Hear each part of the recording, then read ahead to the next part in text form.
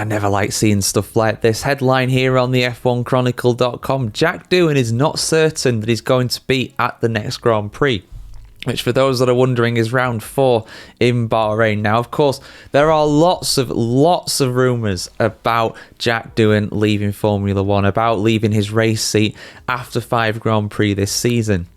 Of course, we've got Bahrain this weekend, then we've got Saudi Arabia the weekend after that. Then there's a 2-week gap before Miami. And a lot of people, including myself, if I'm being honest, do expect Jack Doohan to vacate that seat in the place of Franco Colapinto, who has joined as a test and reserve driver for the team, but for a lot of money, with a lot of hype, a lot of sponsors behind him as well. So it does seem as though that's going to happen, and unfortunately Jack has made quite a few mistakes. 2 penalties in China for doing the exact same move, one in the sprint, one in the actual race, crashing out of his own race in Australia, and of course in that pre-practice session in Japan he of course flew off the road as well, which you would have to put down to his mistake unless he was advised by the team that he could do that, but we don't know.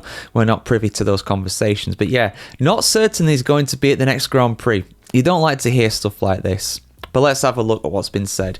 Full article on the F1Chronicle.com as always, guys. The pressure on Jack Doohan's shoulders simply won't let up, as footage has emerged of Franco Colapinto doing a TPC test with Alpine at Monza. The high-profile reserve driver did not travel to Japan, and it's now clear why that was the case. He was on factory-based simulator duties throughout the Suzuka race weekend, and then headed to Italy to drive the 2023 Alpine. Many believe fellow rookie Doohan, who crashed spectacularly in Suzuka practice while trying to take turn 1 with DRS open, is only on a 6-race contract. Former F1 driver Ralf Schumacher thinks the Australian might not even last that long, referring to the ever-intensifying rumours that Colapinto will be in Doohan's car soon. Schumacher told Sky Deutschland it's being driven by his own team, but also by his driving. He, Doohan, makes a lot of mistakes and isn't fast enough. We saw Ryo Harikawa get in the car in first practice and was right on par with Pierre Gasly. Then Doohan got in and made a huge mistake. At that moment, he's overwhelmed by the situation. I'm curious to see what happens, but he's not certain to be at the next race. The rumours have largely been powered by Alpine advisor Flavio Briatore, with team boss Oliver Oakes left to play it all down. He's staying, he said when asked about Doohan. It's a clear yes, he's with us. There's a lot of pressure on him, but he's taking it well. My message is to leave him alone. As for Franco Colapinto, he admits he is charging for an Alpine race seat. I'm an Alpine driver, he recently said on a podcast. I have a contract with them. I'm working hard and hoping for an opportunity with this team.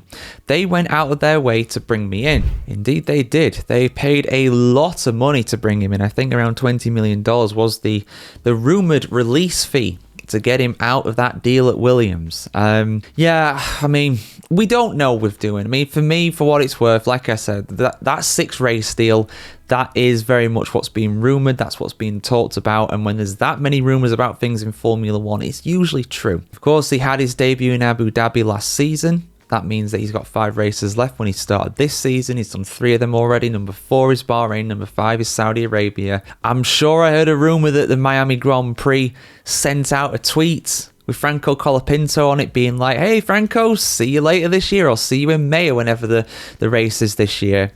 So, maybe they know, maybe they don't. I'd say they probably don't, but they're probably saying that to get some Argentine support, get some more fans going to the event. I don't know, but yeah, for what it's worth, he will be in Bahrain this week, and I don't see them making this change so soon. Like with Kimi Antonelli last year, he could have gone to Williams to make his debut, but he didn't because he was on a very specific program, training, testing, all that sort of stuff. It was all very prescribed and, worked out in advance. This is what you're going to do every single week in terms of getting ready to go in the car. And Franco Colapinto is doing a similar thing right now. That's why he's working in the simulator. That's why he's doing the TPC program.